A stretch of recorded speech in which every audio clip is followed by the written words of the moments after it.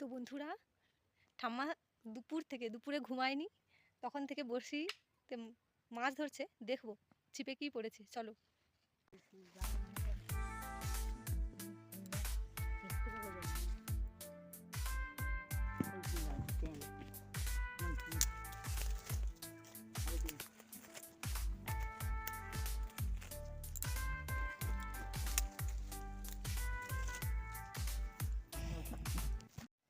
কি পড়ছে?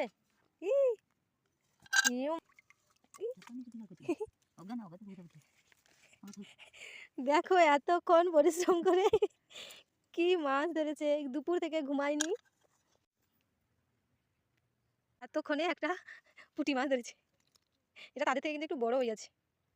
এই পুঁটি মাছের বাজা আজকে খাবে ঠাম্মা। তো দেখো বন্ধুরা, কত বড় একটা তেলাপিয়া পড়েছে। তো আমরা তেলাপিয়া ধরে বাড়ি যাই। তোমরাও চ্যানেলটি সাবস্ক্রাইব করো। ধন্যবাদ।